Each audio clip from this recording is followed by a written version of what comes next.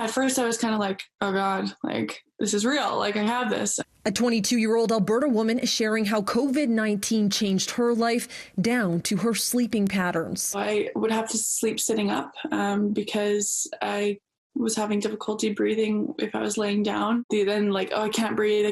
And then you start to hyperventilate. Morgan Campbell was on a work exchange program in Morocco in North Africa in early March when she heard how the virus was spreading rapidly across the world. And then she saw Prime Minister Justin Trudeau's message to Canadians. Let me be clear. If you're abroad, it's time for you to come home. Morgan knew she had to get home right away. She wasn't feeling well, experiencing a tightness in her chest and fatigue. I didn't know when I was going to see my family again. And it sounds so dramatic, you know, like I didn't ever think that, wow.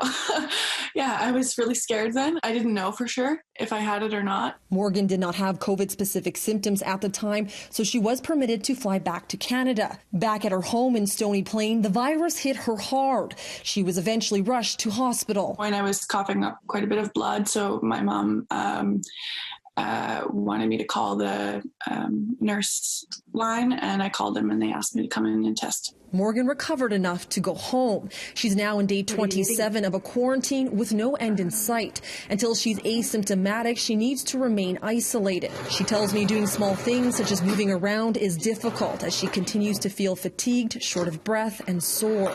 It's difficult because I used to live a really active life, and I'm wondering, you know, will I ever return to that? Like, I don't know. Morgan does have a history of pneumonia and respiratory illness. She also tells me she's provided Alberta Health Services with a complete breakdown of where she has been so they can determine who else she was in contact with on her trip home. From Edmonton, Sarolta Saskiw, City News.